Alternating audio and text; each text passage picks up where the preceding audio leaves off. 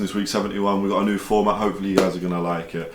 We kick off with a new segment, Knockout of the Week, where you guys vote for the biggest knockout of the weekend, and the normal weekly roundup where we talk about all things boxing that's happened in the last week. Hopefully you guys enjoy. Let's get started with Knockout of the Week. Right, okay, so first new segment, Knockout of the Week. You would have seen on Monday it went out. We put a clip out, had 3 knockouts on there. We're going to play you those knockouts now. The vote is over. You vote, the clip goes out on Monday. You've got till Wednesday-ish to vote on who wins Knockout of the Week for you. This week, come on. This week we had 3. We had Bam Rodriguez with his, just slick movement, one-punch KO. Sleepy, man. Yeah, of Martinez. We had Benavidez's beatdown on Anthony Yarde. And then we had a bit of a rogue one coming from Poland where Ramazan, didn't want to get it wrong, Muslimov, has knocked out Sajinski in a pretty brutal fashion. Right, let's watch these. We're going to start with Bam Rodriguez and his slick movement against Martinez. Bam Rodriguez, there's an opening down the middle. There's a left for Martinez and a round of applause for the Argentine. A left punch to the jaw. Bam doing Bam things. I don't even know what to say about that. The movement before, where he's actually just not getting hit. The fact he smiles before he lands, that huge left hand countering, sending Martinez to the floor. That's just what Bam does. It's just what Bam does. It's going to take some beating. I know who won. We both know who won. It was very one-sided this week. That's all I'll say. And I wasn't expecting it, especially with a knockout like this from Poland. Ramazan Muslimov landing heavy.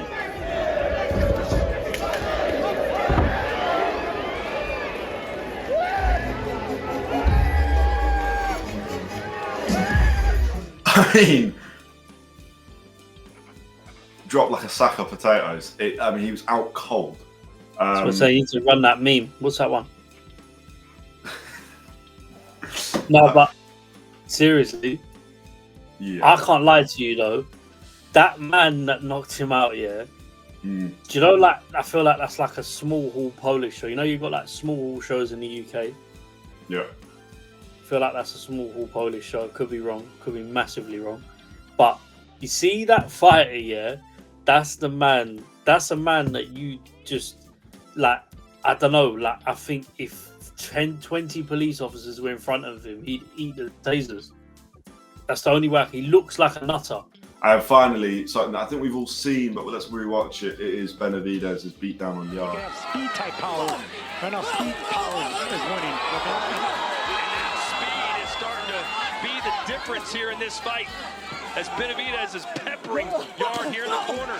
Speed always kills, and right now the beast is getting beaten down by the Mexican monster. There you go. That's what you don't want to do against the ropes, against flurries like that. And the referee's starting to get closer and closer as Yarde just doesn't seem to have an answer. Oh, big shot. David Benavidez. What can we say about that? That's Lions. brilliant. Yeah. Well, Lions were. No. Do you know what it is? I just want to say very quickly. Anthony Yarde, I like Anthony Yarde. I think he's a good boxer, bro. But, like, he's done it. He's tried and tested 3 times. And do you know what? Who's to say that he can't go on a 4th time and win? Because domestically, I don't think a lot of fighters beat him just because of the experience he's got. So, for your Knockout of the Week, the first one, Knockout of the Week's first ever award. I don't have a trophy. Maybe we'll get one. They can have my water bottle. This right here, esteemed trophy, goes to Bam Rodriguez with 80% of the votes this week. I think it's pretty deserved. The little smile before knocking Martinez out is probably what sold the knockout. Let's watch it one more time. Let's watch it. Why not? Let's watch it one more time. For Martinez and a round of applause for the Argentine. A left punch to the jaw, and I'm not sure Martinez wants to get up or can get up. He's not going to get up. Bam was playing possum, one-sided. This was a shutout by from one of the best fighters on the planet today. Boom. Boom. Straight from that southpaw angle. Knees buckled. Legs gave away. Right, that's the first knockout of the week. Knockout of the week 71, let's call it. Bam Rodriguez, there you go. You can, if you come on the channel, you can have the water bottle. How about that? Next Monday, another short video, including the best knockouts from Saturday over the weekend. We'll go out on TikTok, Instagram, and YouTube short. Well, YouTube. Make sure you are following us on them with your notifications on, then you'll see that we've uploaded, and make sure you vote. Next, weekly roundup. Let's go.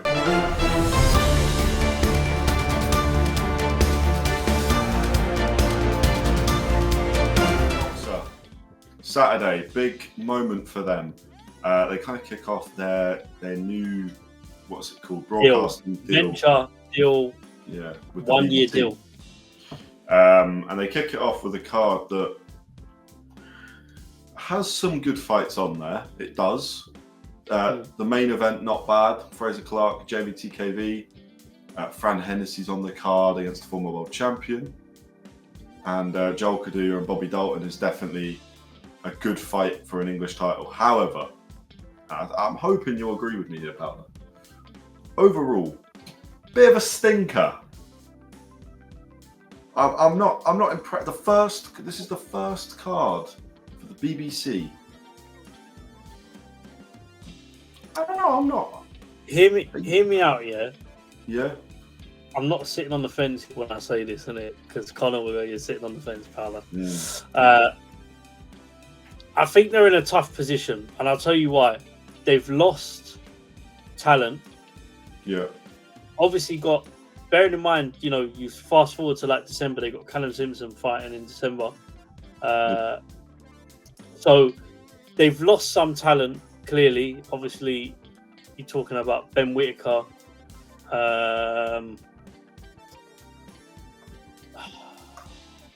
Do that bit again. What's the other guy that they've lost?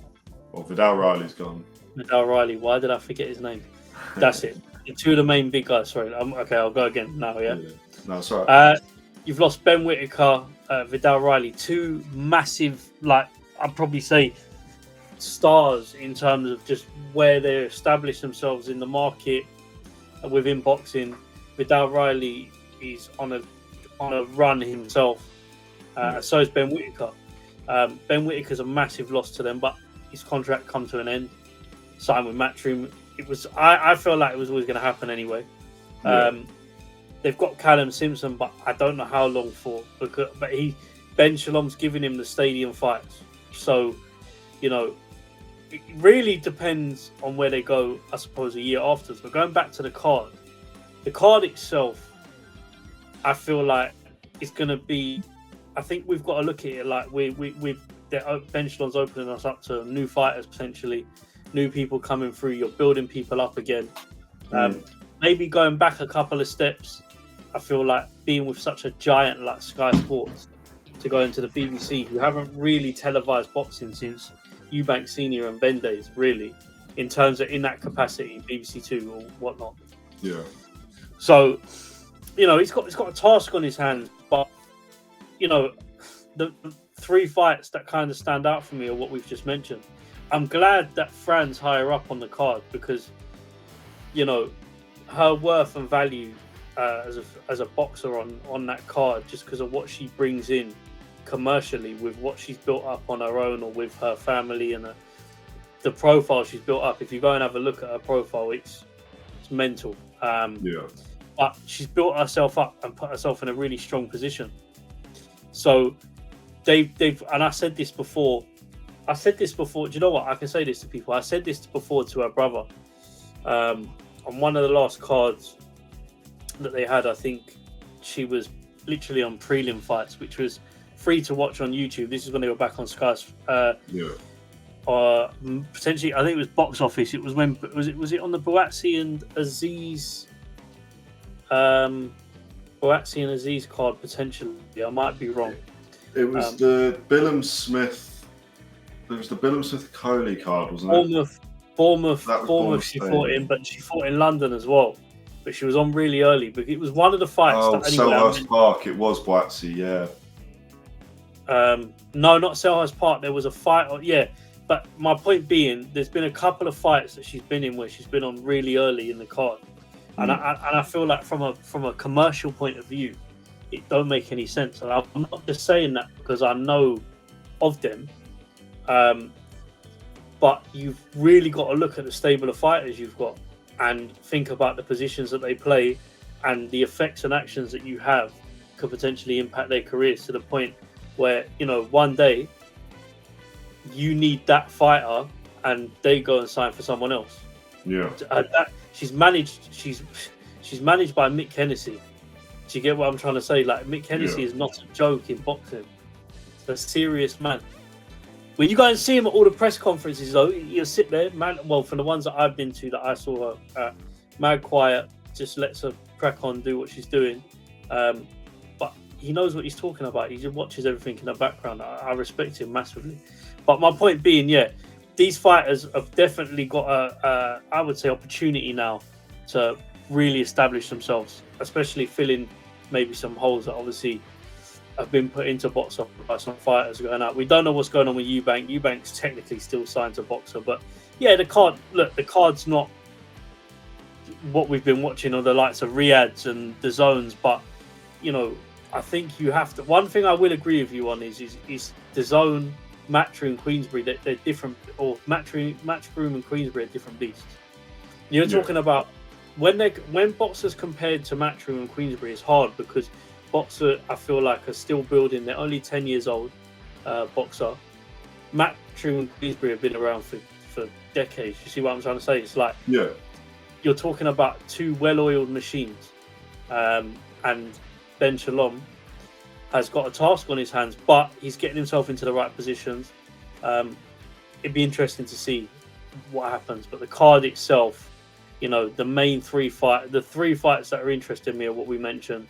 And I will be watching, obviously, the others to see who comes through as well. But it'd be interesting. Like I said, until we see the production, we don't know what it's going to look like. Do you see where I'm coming from? Yeah, that's fair. I agree. I think the main event's a good fight. I actually can't call it. I'm thinking it'll be Frazer Clarke will win. Yeah. But we saw Jeamie TKV pretty dominant against David Adelaide before he got knocked out in quite a pretty controversial way. So I'm kind of undecided. I think Frazer Clarke will win. I can't imagine it's going to be a slugfest on Saturday. I think the two of them are more likely to go the full 12 rounds than one of them get a knockout, especially since neither man is a massive puncher. But it's an interesting fight. I think, again, though, my worry from a matchmaking point of view, from a boxer point of view, is that they've got a heavyweight. Is it British title fight? It is, isn't it? Mm-hmm. Heavyweight British title fight between two fighters that simply don't. I mean, I know their records say differently. I'm aware that between them they've got 12 knockouts in what is it? 16 fights, something like that. Maybe more. Actually, there'll be more fights because they've got losses and draws. 20 fights or whatever, and they've got 12 knockouts. But neither one's a big puncher. Not really.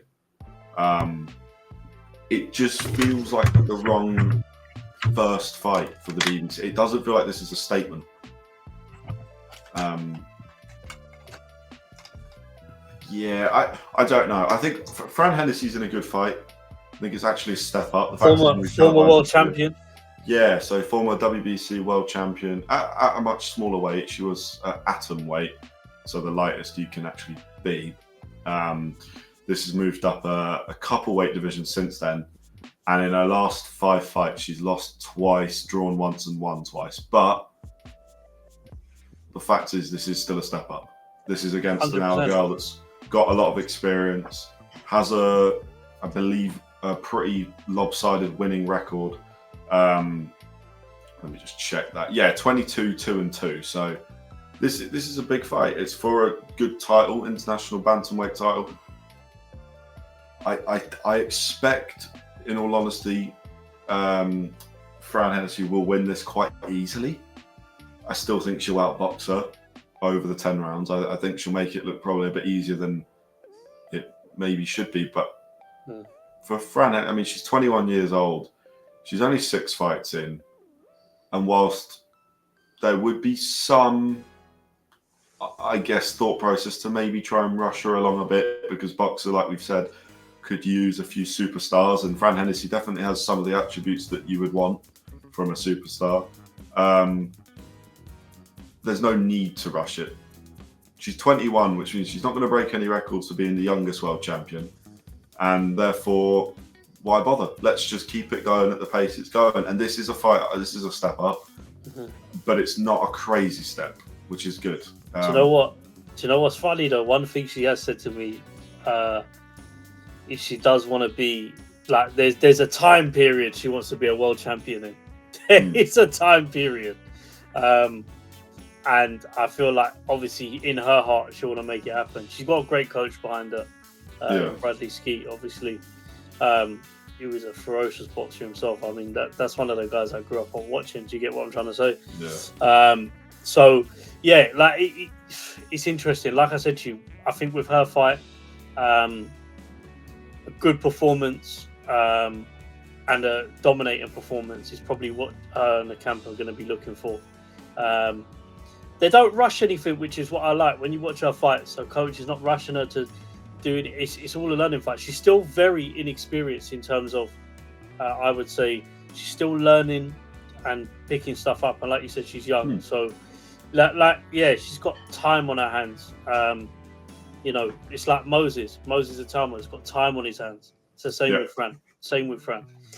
But yeah, I mean, do you know what it is? Coral will stop doing bets where you can just request a bet now. And I tried to put a few on and they weren't having it.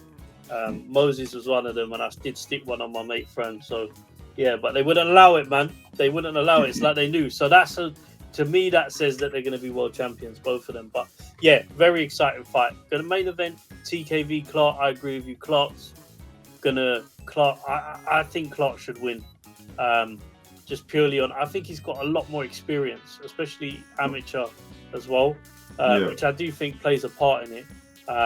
It's an interesting one because Jack Massey's back on the card as well.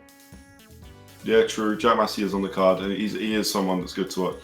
I mean, from Fran Hennessy, you'll get something. It'll be good to watch, and because, although I don't necessarily agree that it needs to be the case, because the rounds in female boxing are shorter, it means those 10 rounds go a little bit quicker. Which, when you've got someone that's not hit, who doesn't hit super hard, then you can appreciate the boxing a little bit more, and it's much easier. And I'm just thinking from a casual viewpoint, right? Because this is what that's going to happen to boxer. It's going to get exposed to casual fans because anyone can watch it. It's just on your bog standard TV, BBC Channel 2. We saw with Wasserman Boxing on Channel 5, they had a few million people watching, Sam Antwi versus Mason Cartwright, who, with all the respect in the world, are not the biggest names. And they had sort of 2.1 million people watching a Lyndon Arthur main event. And I don't even know the opponent's name. Like, that's the level. And BBC's bigger than Channel 5. So I expect actual viewer numbers for this event will probably be the highest boxer we've ever had. Not including the likes of Conor Benn, Eubank and all that, because they were pay-per-view and co-promoted and all the rest of it. But it's going to be massive. I just worry they've got 2 heavyweights that are not known for knocking people out. They've then got Dalton fighting Joel Kaduya, who are both, between them, have 4 knockouts and 20 wins. Then they've got Fran Hennessy, who's got 1 knockout on her record. And again, it's harder for women to get knockouts because they have less time to do it. But the fact is, she has 1 knockout on her record. So whilst that will still be entertaining to watch, and you might get 3 really good boxing fights, people want to see knockouts. That's why casuals watch boxing, isn't it? Realistically, a lot of my mates who don't watch fights, if I said to them, come round watch the boxing, I wouldn't invite them to come round and watch this event because I'd be worried We're not going to see big, heavy moments, you know? I could be wrong. We might get to next week and Fran Hennessy won by knockout. Joel could do your 1 by knockout. Frazer Clarke won by knockout. And they were, you know, but it's just on paper, the matchmaking feels poor for a first event. Do you know what it is, though? I'll be brutally honest with you. That's a Ben Shalom problem, though. That is a Ben Shalom problem. That is not a Kaduya or Fran or Clarke. No, definitely not. They've got to just go and do a job. And to be honest with you, as much as and Ben Shalom's going to have to learn this as well, that the fighters are not in there to put their performance at risk at the sake of what suits best to what Ben Shalom wants. Whilst you've got to be, yes, a bit entertaining, and to be fair, I predict we see some more dancing from Fran in this fight if she gets locked in, and like she is locked in. But if she's locked in the fight and she's dominating, we could see some dancing at some point. But she's a very respectful fighter, so she takes all of her opponents seriously. But no, I'll be honest with you. Look, that problem's a Ben problem. I mean, he chose to go with a Sky Boxer BBC deal. He's promised all these fighters things. It's now his time to obviously pay that back to the fighters. The fighters go and do a job. If the knockouts come, they come, and if they don't, I hear what you're saying about the casual aspect of it. For the casual fans that are going to be watching it, but also this could be a good thing for BBC. But we won't know until the show it starts. Yeah. Bearing in mind, there's a lot of aspects of a boxing show that make a boxing show. Why people lock in, from media coverage on the night to how that's perceived, who's doing the media. It's like football. I'm not locking in to listen to Gary Neville or Michael Owen do commentary. Yeah. I'll be brutally honest with you. Same with boxing. There's certain people that I would like to listen to and certain people that I don't want to listen to. All these factors come into play, not just the fights on the night. So I think the production as a whole is going to be interesting to see, because that is the thing that's going to keep people locked in. You don't want people getting bored. You don't want people switching it off. They've got a big task on their hands, Boxer. This is basically make or break. If this just doesn't work, I don't know where they go from here. The only other thing that I can potentially think is they say get swallowed up by DAZN, signed to DAZN, but it doesn't make sense right now because they're building fighters up and they're competing against other shows that have got really established fighters on it already. Whilst they've got some established fighters, they are building themselves up. They're in a hard position, I'll be honest with you. I don't know. I don't have the answers. I don't know what it's going to look like. But I will be tuning in to support my mate. So, yeah. Yeah. And first, I'm also not sure if they have the appeal to DAZN. I mean, we're going to talk about Ben Whittaker. Obviously, he also fights on Saturday. First fight, not with Boxer, this time with Matchroom. But does Boxer do need to build fighters? There is going to be a point where DAZN look at them and go, who do you actually have? Like, there was a point not long ago that Boxer had, Anthony Yarde, they had Eubank, they had Whittaker, they had Vidal Riley, they had the guys that are fighting this weekend, they had Callum Simpson, they had Joshua Boatsy. They had a really good, it's quite an American word, but roster of fighters. They've got very few superstars left. But the thing is, you've got to start somewhere. And yeah, absolutely. But they're back to square one, and they've got to build up the fighters that they've got. But this is the make or break thing. I unfortunately, they're in a very bad position. But we'll see. They also didn't show a lot of. I'm gonna say what I'm gonna say. Call a spade what a spade is, isn't it? One thing about me is I'm very direct and blunt with what I get across. There was a time on Boxer where they weren't showing some boxers love, or they weren't giving them the, you've got to fight at 5 o'clock, you've got to fight at 5:30. That was happening. So like now you've got those fighters that have stayed with you and locked in, do them right, and we've seen it on this card because those fighters have been moved up. I don't need to say who, but them fighters have been moved up. And yeah, look, I like Ben Shalom in it. Like I want the production to do well. I want the show to do well. I think it's widely known that I know quite a few people within it, but it's no. Like that aside, professional opinion aside, we need to see something from them in November. I want to believe it's going to happen, and Ben Shalom's got a big job. That's all I've got to say. Massively. And like we said, they rescheduled this event due to an injury to Jeamie TKV. Rescheduled it to the exact day that Ben Whittaker makes his Matchroom debut, which we're not really going to talk about. There's nothing in that, really. I'm sure to an extent it's mind games, but it was almost definitely just the fact the date worked out. I don't think that is a mind game thing, because I'll be brutally honest with you. If I'm Eddie Hearn, realistically, I don't need to worry about another show being run on the same night as me. The guy's run like 2 shows on the same night of his own. Yeah. So one true. in America, one in the UK. At the moment, and I'm trying to sound as respectful as I can, I think Matchroom are ahead of Boxer by a fair bit, but just they've been around longer and they've established themselves more. I don't think. Maybe Ben Shalom done it thinking I'll do it because, we don't know. But maybe it was just a coincidence, the dates. But it's hard. Yeah. It's hard. There's a rift being built. And boxing's a weird game of politics, bro. Like, not that long ago, Eddie Hearn slagging off Frank Warren. And now they're like best mates because they're getting paid to be together. So when money comes into it, people's facades drop, everyone's fake. I'm not trying to hear it. If Ben Shalom, if Turkey Al Sheikh brought Ben Shalom into the full circle, paid the money, what they've done to do the shows, Eddie Hearn would be just as good mates with him as he is with Frank Warren. I believe that 100%. I think the facades are fake, and the boxing industry can be very fake in general. And that's all aspects of it. But Ben Whittaker does return this weekend.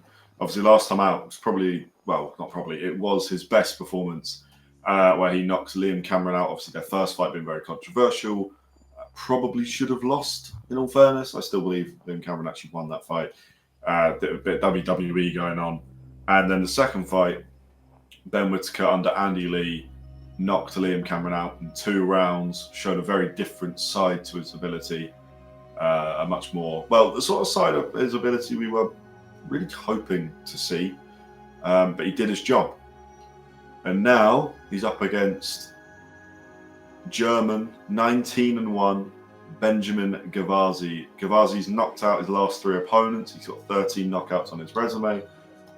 This is for a title. I'm not impressed by this fight at all, by the way. You're not? I'm actually quite happy with this. What doesn't do? It's going to be a one-sided fight. Ben Whittaker's going to win. Yeah, I agree. But I would like to say Gavazi only lost once in his career, and that was his first fight. So he's on a 19-fight win streak. What's the level of opponents he's fought, though? All right, last fight was against Branimir Malenica, who I don't know who that is, but it was for the WBC International Silverwater title that he's defending. He's not defending; it's vacant. Oh, he's not fought in a while. Anyway, 10-0. The fight before that, 11-6. Fight before that, 8-1. Ben Whittaker's I think Ben Whittaker's a good boxer, bro. But I'll be honest with you, I expect him to pass this fight with flying colours. That there's no doubt in my mind. I agree with that. That he can lose this fight. That is how one-sided I think this is, by the way. And like you say, we could be wrong. Come fight night, something mad happens. We've seen it happen with obviously Cameron, Eddie Hearn knows what he's doing, man. He's building him up as a good promoter does. Yeah. But that light heavyweight division is tough, and I think at some point you've got to throw him in with some of the big guys in there, man. He's already been in like a fight, controversial draw, stroke, and then obviously he won convincingly the second fight. That's a tough division, that light heavyweight division. Who you've got in there already? You've got the likes of Dan Aziz, you've got Lyndon Arthur in there, Anthony Yarde, Buatsi. You've got you're talking about British guys. that are in there at the moment. That's just to name a few, and it's like at the moment, does he beat any of those? Probably not. But I think it's worth noting. Like, obviously, he's had 10 fights, Ben Whittaker, and one of those he's won 9. One was a draw. Like, whatever you think about it on paper, it's gone down as a draw. It's a draw. Let's just leave that as it is. Although he did lose, but whatever. I think under Andy Lee, he's under the right coach now to actually lock in a little bit more. Because as much as I love the way he fights, and I like the showboat, and I don't think there's anything wrong with that. If you're able to do that, that puts more bums on seats. That makes you more money. That means that promoters like Eddie Hearn want to do promotional videos where they're screaming about showing in the money. Like, that's how you get to that point, is by fighting like Ben Whittaker fights. But you got to be careful of not overdoing it and not having. I think that's kind of what happened in that first Liam Cameron fight. I think he was too used to the showboating way where he could just get away with it. And I think he needed Andy Lee to come in and just sort of go, right, let's actually remember you are a boxer as well. You're not just an entertainer. Come second Liam Cameron fight, and he showed his level. I think this weekend I think he'll end it early. I don't think he's going to struggle against this guy. But 19-1 with 13 knockouts. He's won 19 fights in a row now. This is a good level. I'm not sure this is a massive step up from Liam Cameron, but it's a good level for him to just announce himself to Matchroom. I think the surgeon puts a clinic on this week. 100%, I agree. And then undercard wise, gotta say, it's strong. It's very strong. Cameron Vuong versus Gavin Gwynn, I expect will be fight of the night. We know Gavin Gwynn just comes for blood. Cameron Vuong, very technical, but equally not afraid to have a scrap. This is obviously their rematch that's been really should have happened a while ago, but through injuries, different fights, all the rest of it, fine. Aaron Bowen, finally, after quite a long stint of injury, has actually strung 2 fights together within about 6 months of each other. So he's fighting Tom Cowling, which is really his first proper competitive fight since that injury, which put him out for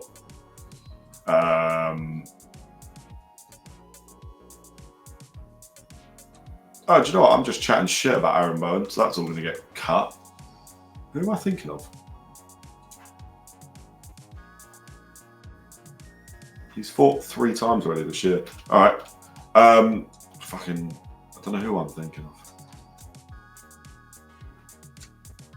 Anyway, the card also features Aaron Bowen making it his 4th fight of the year, going up against Tom Cowling for, I believe, his first title, the Midlands area title, which for a 7th fight again, it's not bad. Yeah.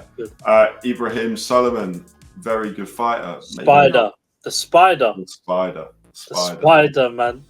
Yeah, also fighting for the Midlands area title, but obviously different weight class. He fights at super feather. You've also got Zelfa Barrett on there fighting Liam Dillon. Zelfa's back. Sort of a rogue one, that. Zelfa has been, well, almost at every level. He's fought for a world title. He did lose, but he actually fought very well until he got knocked out. He's been at European level. I'm pretty sure that's Lyndon Arthur's cousin as well. I think there is some relation, yeah, definitely. Can't remember what it is. It might be cousins, sounds right. Yeah. And then you got Molly McCann as well for her second professional. I was impressed by her debut, you know. Yeah, defended the leg kick really well. Let's talk. No, but like when hear what I'm saying, yeah. When we talk about UFC fighters coming over to box here, let's remember she was a boxer before she was a UFC fighter, innit? She was a very, very, very, very accomplished ABA fighter. Went over to do UFC, back at boxing. But I'm telling you now, I think she could win a world title. Like she carries on. She's not. Remember, she's not young as well, so she'll want to push on and get as many fights as she can. But I think she'll win a world title. I think she's very good. I was very impressed by her, massively impressed by her. So I really hope. Yeah. Do you know what it is? I hope she does get that world title. But yeah, like you say, she's she's older. I think she's 35 or 36. Could be wrong. 35, there. yeah. 35. So she's come into her professional boxing career quite late. But listen, I want to talk about Foreman. How old was Foreman when he won a world title? 43, wasn't it? That's what I'm saying, man. Yeah, never say never, man. Never say never. You're talking about. Listen, men or women don't make a difference. But Turbiev, 40 years old nearly. See where I'm coming from? Yeah. Listen, anything's possible, man. You just work hard for it. But I'm really impressed by. I'm really impressed. I was really impressed by a debut, and I'm expecting us to see an exciting fight from her, and we potentially probably going to see a knockout. I'll predict for that one. Yeah, it could well do. I mean, she's in against Ebony Cotton, not a well-known name. Ebony Cotton's only had one fight, very similar to Molly McCann, even similar really in age. Ebony being 31, Molly being 35. So we don't really know anything about her opponent. I did not watch her opponent's first fight. You could argue it was a harder fight than Molly's, but actually no, you couldn't. Sorry, that's complete bullshit. But it could be competitive. I don't expect it to be. I think Molly. I agree. I think Molly will get the stoppage, or at the very least will win the fight convincingly. It's only 6 rounds. They obviously only get 2-minute rounds, so two-thirds of the time the men would have got in that same sort of time, in that same amount of rounds. But yeah, and then you've also got Alfie Middlemiss, who starts the card on Saturday. He's 4-0 prospects. He's sort of, I believe, just getting his opportunity to show that he's worth almost being signed. That's that kind of trial shift that you often see on these cards. Overall, I think that's a really good card. Yeah. The only fight that I can't say whether or not I think it's going to be any good is Alfie Middlemiss and Engel Gomez, and that's purely because I've not watched either of them. Actually, I think Engel Gomez I might have, because he's a journeyman, so we might have seen him against whoever at some point. But for the most part, it's a very strong card. I expect knockout of the week will be taking quite a lot out of this card as well. Got to be honest with you. Yeah, it'd be a good week. It'd be a good week for knockout of the week. Definitely. 100%. Right. On the topic of knockout of the week, we obviously had we had Benavidez, all coming from the ring card, the Night of Champions. Now, I want to speak about, we'll speak about it all, but I want to start off speaking about Devin Haney. Because I know. I knew he would win. I said he would win. He even put him down, and I believe, again I know, that I compared the fight to the fight he had against Regis Prograis, where he put Regis Prograis down. Regis Prograis, the big puncher.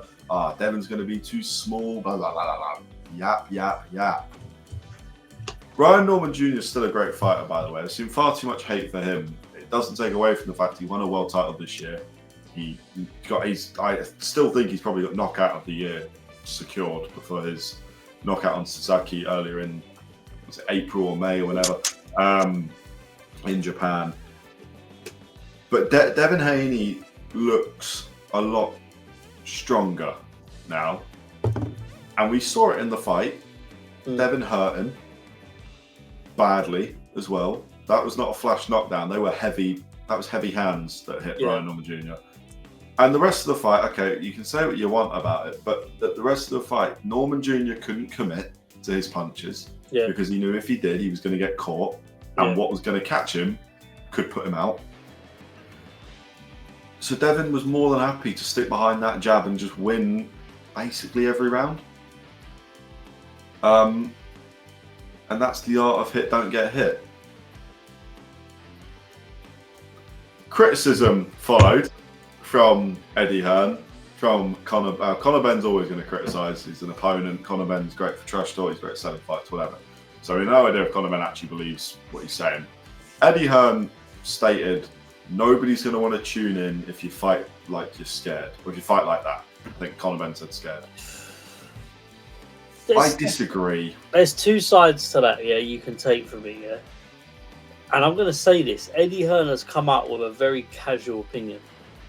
Very casual opinion, that, which is poor from him, to be honest. But, nevertheless, does Devin Haney's style appeal to a casual fan? No. Does it appeal to a boxing fan? Yes. It's really that simple. Like, that's all I can say about it. Like, so when Conor Benn's saying about selling fights and wanting to fight people that comes, if you feel that Devin Haney is not a come forward fighter, stands in front of you and fights, then to be brutally honest with you, we're talking about if he comes forward and he doesn't fight, then Conor Benn, go and fight somebody who comes forward that you entertain. But the problem is, at some point, you want that world title, you're going to have to fight Devin Haney for it. Well, I think Devin Haney's going to have all the titles. By the way, then you're gonna have to fight Devin Haney. Devin Haney, I think, cleans the division. And I think as well, it's a bit naive and stupid of saying that, because ultimately, like, he's one of the best in the division, one of the better guys, and one of the best. So that fight is inevitable, whether you like the style or not. It's going to happen, unless you want to be in those kind of fights with Eubank all the time, where it's a fantasy fight, 2 weights up, come back down, fight somebody else who stands in front of you. Let me ask you this question, yeah? If we talk about Boots Ennis, yeah, as another example, yeah, 154, for example, because I don't think Conor Benn will make 147 for long. I'll be brutally honest with you. I don't think he'll be able to do it for long, especially after what he's put his body through the last 2 fights. Yeah. Ennis is not a fighter who... Ennis is very similar in the sense of he's very technical, and he's in and out and picking his punches. That's not a stand in front of fighter. So you're telling me you're not going to fight Jared Ennis? Jared Ennis is one of the best fighters in the world. But you basically want guys to go in there with no IQ, stand in the middle, and just let you punch their head in. Like, it's not how boxing works. No, I think I know what Conor Benn was trying to do with the statement. Obviously, he's trying to annoy the Haneys. He's trying to sell the fight because that could be next. But he'll go and fight. It could be. Barrios and Ryan Garcia have signed to fight in February. It's technically, whilst it is signed, that is said it's signed from the fighters. There's no event being announced yet, so we won't talk about that too much. But it means that currently the only people Conor Benn can fight, and we are going to talk about this because I do think this is a bit weird, are Haney, Rolly Romero, and then Lewis Crocker. Well, no, because he's agreed to fight. He's verbally agreed to fight Shakur in April. Well, yeah, but Shakur's also agreed to fight Teofimo. So no, Shakur said once he's finished with Teo. Right. Okay. But this is the thing where we won't talk about necessarily potential fights because currently we don't actually know what's been signed and what's not been signed. Of course. But we are going to talk about Conor Benn. Lewis Crocker is the best fight there, right? Maybe Rolly Romero, but I think Conor Benn Crocker, that fight is fireworks. Conor Benn doesn't want to fight Lewis Crocker. Fine, bit weird, but fine, whatever. Doesn't want to fight him because Lewis Crocker would want a rehydration clause in their fight. Yes. Now, I've defended Conor Benn over the Eubank Jr. fights because I don't agree with rehydration clauses. I think if you should only fight at a weight that you can actually make safely, and I don't think you should be allowed also to put 25, 30 pounds on in weight after to walk in the ring. But you shouldn't also be limited when you're in that ring to kill yourself to just get in there and then fight weak. I don't agree with that. I think it's a little ironic. If it's true, because it might not be, but it's reliable sources, that Conor Benn doesn't want to fight Crocker because of an 11-pound rehydration clause at 147, which, by the way, completely fair enough. the Donny's been fighting at 160, and he makes 160 now. Conor Benn, he makes 160 pounds, and he's big in that ring. In that ring, he's walking in the ring. He might even now actually be cutting to make weight to 160, which means he's walking in that ring 165 minimum. So why wouldn't natural welterweight, who is the world champion, by the way, and therefore should call the shots, really, Lewis Crocker, say, yeah, I don't want you going above 158. I don't get it from Conor Benn. I also potentially it's not money wise, it's not the biggest fight, but I think with Conor Benn we've reached a point where actually you say to the casual audience, to any audience, Conor Benn's fighting for a world title, tune in. I think people are watching. I think it sells now, no matter what. He's a big name. He was already a big name, but now that people have seen him do what he did to Eubank the second time round, they saw him in the first fight, an absolute war. He's kind of won the people back over. You go onto Instagram, there's far less comments about Conor Benn was excellent. Conor, all these egg comments, and they were quite funny, but obviously people seem to have forgotten about that. They've moved on. So it feels like he could sell out anything now. I don't get it personally. I think if that is actually the case and he's not taking a fight because of a rehydration clause, that's ridiculous. That's weird. I will say you're definitely right. He's going to struggle to make 147. He looks naturally 160 now. And I like Conor Benn, I'm a fan, but at 154, Conor Benn wins nothing. He struggles to win fights at 154 because I'm telling you now, Boots Ennis and Virgil Ortiz Jr. are a whole nother level. At 147, Conor Benn's competitive. I'm not sure he's competitive against this Devin Haney, I'll be honest. I think Devin Haney, just going back to him very quick, I think he'll be one of those, he'll retire with a brilliant career behind him. And people will only really have admiration for him when they actually look back at who he beat, how he did it, what age he did it at, and then it will be like, oh, do you know what? He's unbelievably good. He was brilliant. Because I think at the moment there's a real divide. He's a bit like Marmite. You either love him or hate him. Personally, I love watching him. I think he's a great fighter to watch. And I mean that in a sense of I really like it when I see a fighter do a fighter's job perfectly, and that is hit and don't get hit. I love watching a war between two fighters. That has its own value.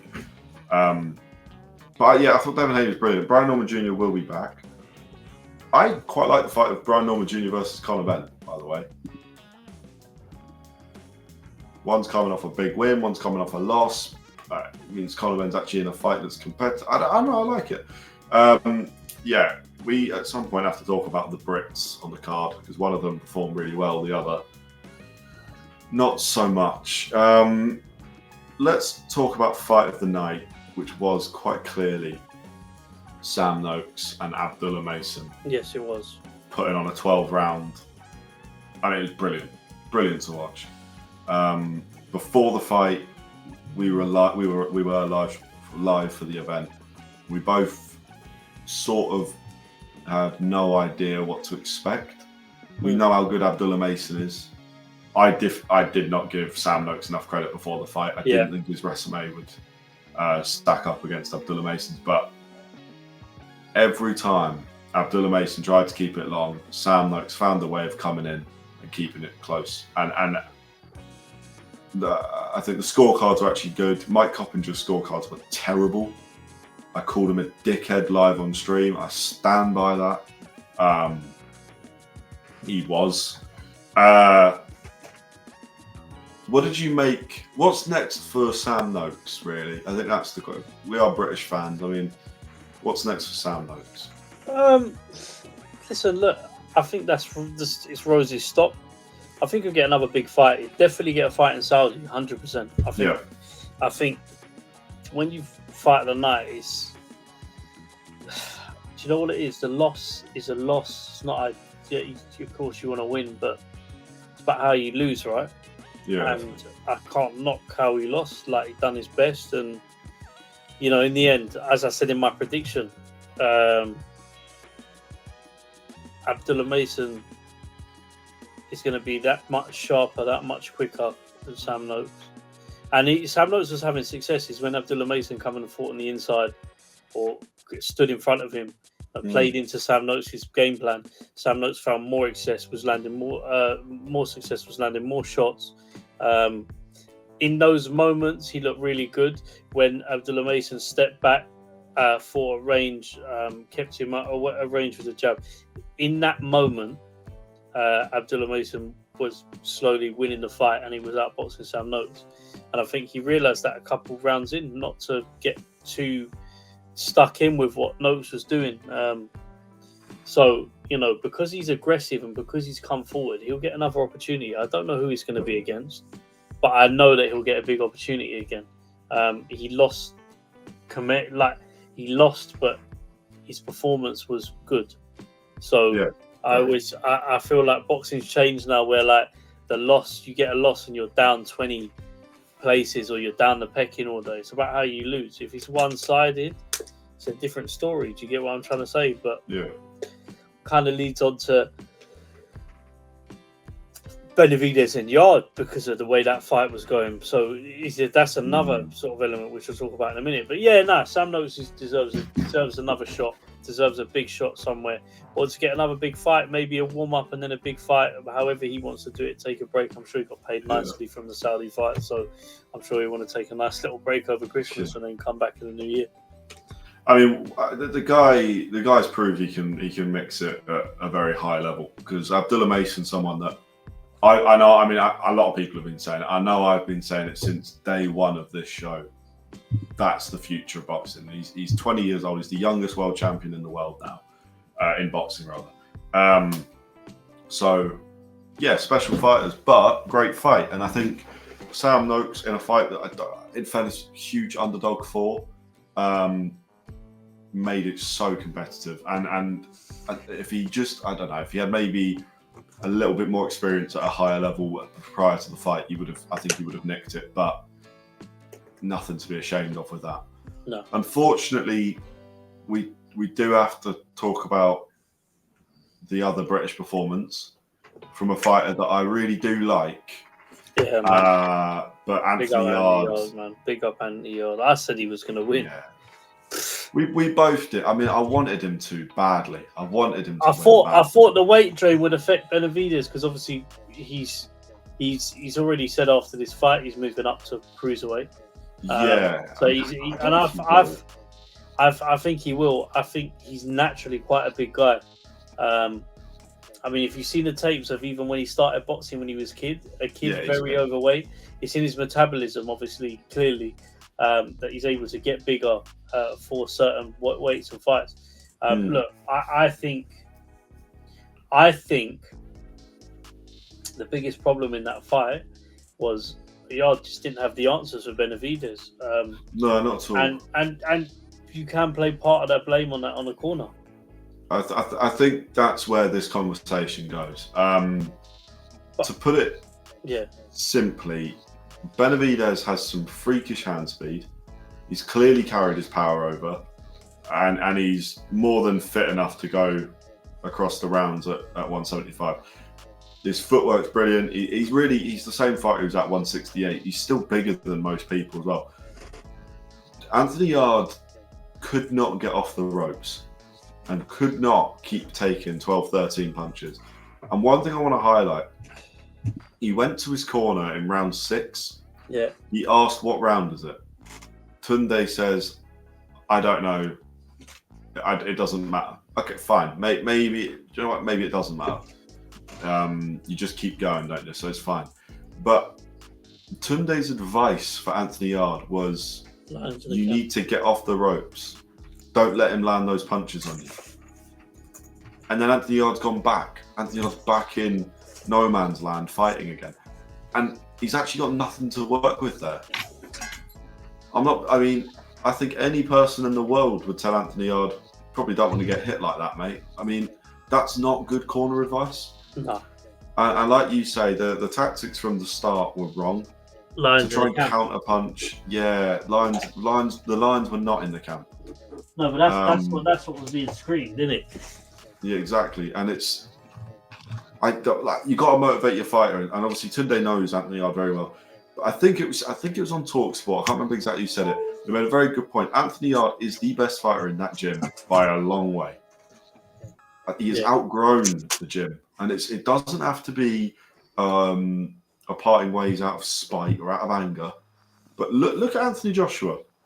In the same week that we're talking about Anthony Yarde and Tunde, you got Anthony Joshua. Anthony Joshua has been training with Team Usyk for the last couple months, and he's basically said it's hellish because they are their normal drills are something he has never done before, and it's ridiculous. Anthony Joshua gets criticised, and you get criticised no matter what when you get to that sort of level of fame for going around to different coaches. You know, Carl Froch says it's the biggest mistake of his career was leaving Rob McCracken. I disagree. Carl Froch hates Anthony Joshua, so exactly. You can say that. Yeah, anything that Anthony does, Carl Froch is going to hate on. But the point is, Anthony Joshua's always looking to learn, right? And hate him, love him, whether or not you think he's going to be a world champion again, whatever. The guy tries. Yeah. This is where we need to see Anthony Yarde try. I know he's been putting effort in, but this is where Anthony Yarde's got to move away. It's quite funny, because TalkSport will be the first to say it, but in the same breath, where we're talking about Anthony Yarde going and trying a different trainer, in another breath, like you say, we'll dig out Joshua for going to different trainers. And it's like, I'll be brutally honest with you, and I'll say one thing now: the level of IQ for the guys that are on TalkSport, it just don't make sense. Like so they true. Come, they click. I'll be brutally honest with you. Yeah, you see how contradictive they are of what they say from one reel to another, but none of them are actually smart enough to grasp that social media is there. What you say goes out. So what you say goes out into the universe and comes back. Now you go and have you contradict yourself by saying something else. Oh, no, Yarde should get a new trainer. Yeah. Which after the fight we agree, but listen, just be consistent with your opinions, innit? Because in another breath you're going to dig Joshua out for going to do the same thing. If he trained with Usyk or he trained with Elmo, it doesn't matter. Yeah, if he thinks he can benefit, this is what we're saying. Anthony Yarde, I'm not saying that he needs to go and train with someone vastly different, but even just down the road going to Peacock Gym, because they've got really good fighters. He would get sparring against Ellis Zorro, who's a cruiserweight, obviously a lot bigger than him. But that's not the worst thing in the world. I know you bring fighters in for sparring as well, so it's not everyone that's in the gym. But 9 out of 10 times, Anthony Yarde is the best fighter in that gym by a long way. I also want to highlight the fact, and we've been saying this for years about him, the matchmaking around his career is so weird. He goes, Lyndon Arthur is the highest level of win that he has. And it is a high level win, but it's the highest level. And then he's jumping to Sergey Kovalev, Beterbiev, Benavidez. Like, the jump from Lyndon Arthur to those three is ridiculous. And he's got no fights in between. So he gets in there without experience of that level, really. Without a corner that I think can prepare him properly for that level. And unfortunately, I feel like he's at a point he does need to make that decision, because I think Anthony Yarde has definitely got the natural ability that he could go and do something. He could get a world title, and in another era he probably does have one already. But I still believe he could win one in this era. 100%. But I think needs more out of his corner. Do you know what else needs to be highlighted as well that I've seen a lot of on social media, which I don't appreciate or not? I can't side with.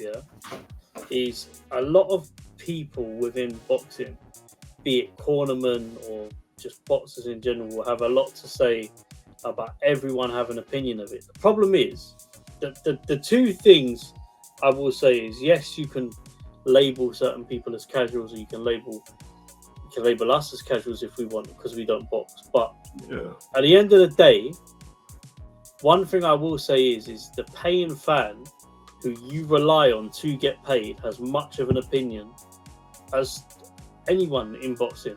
Yeah. Without fans, you don't box on these shows. You need the fans. You need the people to tune in. You need the people to buy the fights. Well, at the end of, and I'm so passionate about this, Conor, yeah, but it does link to what we're saying, and I don't think it needs to be heard enough. Fighters rely early doors or early days on ticket sales. Sales from people to come and watch, family, friends, whatever.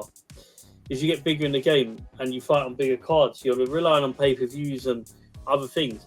These people that spend £30 a show or £30 a card or whatever it is for pay-per-view, or they pay 60, 70, 80 quid for a ticket, are entitled to as much of a fucking opinion as anyone else. So when people turn around and say this person can't say this because they haven't done that, but they've paid for the shows, but you'll take their money though. Yeah. So we need to throw that narrative out there, because I've seen a lot on social media since the Yarde fight where there's people that are entitled to their opinions because they consume boxing. They consume it like everyone else does. So they are within their own rights, whether you like it or not, an expert of visually watching it. Maybe they don't understand certain elements of getting in the ring and doing certain things, that's fine. Yeah. But they're entitled to their opinions, and the general opinion that everyone is saying is that Anthony Yarde should go and maybe look elsewhere. It's hard for him because he's been with Tunde his whole career. Yeah, exactly. And I get it's hard, but that's a decision I think they have to make if he wants to progress in his career. And like I say, I think if Tunde really wants the best for him, and I'm not trying to have a go at Tunde as a person. I think as a person, he comes across quite well personally. I quite like him. I'm a fan. If Tunde really believes and really wants Anthony Yarde to do well, I think he'll let him go. And he'll say, sit down, it'll be a hard conversation, but it'll be a case of, I can't give you what you need anymore. So you need to go and get yourself in with a Ben Davison or a Tony Sims or any of these gyms where they've got a lot of fighters there of high quality. Do you know what's interesting? Can we got time? Can I just make a point about Ben Davison?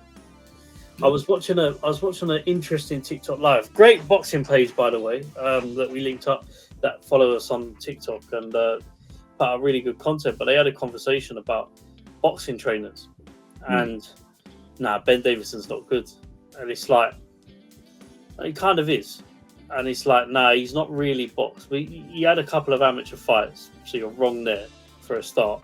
And he did box, maybe not to a high level, but he boxed. When you talk about in the world of just athletes in general, and you go across sports, take football for example, 80% of football managers, 70% of football managers, maybe, or 60, don't play at the highest level of football. In boxing, a professional boxer doesn't always make a good coach. It's the same thing, and Ben Davison got a lot of stick, and I think and this is no shade on the channel that done it because they're entitled to their opinion. I just didn't agree with it. He's potentially a great coach for Yarde because he offers analysis.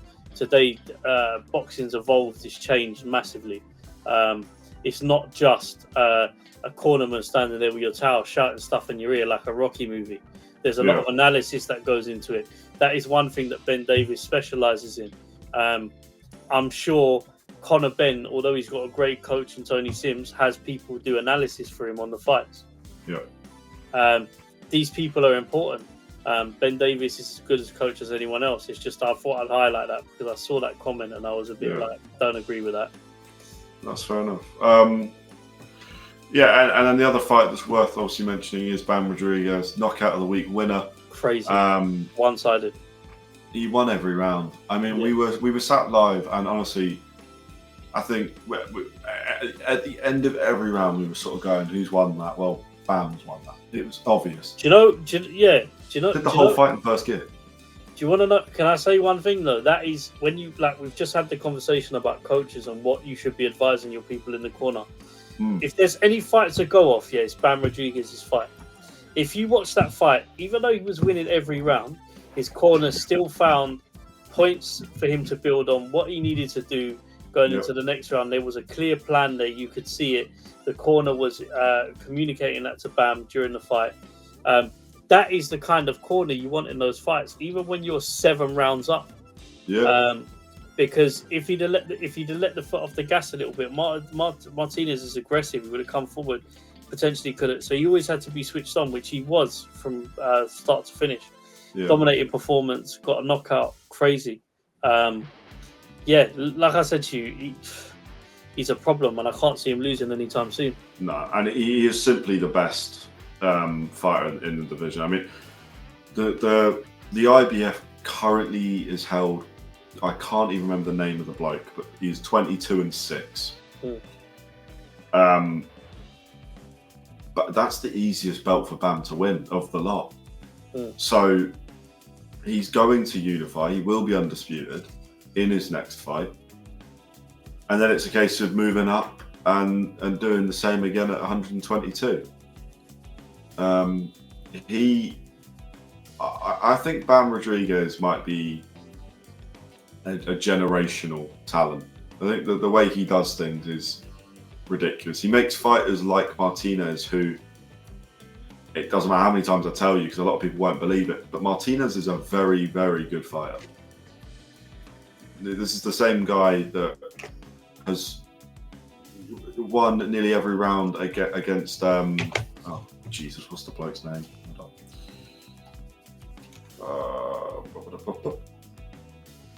It's the same bloke that's won nearly every round twice against Kazuto Ioka. Martinez is extremely high level, and Bam won every round, every single round. Yeah. And then not just that, he then went and knocked him out and handed him his first loss.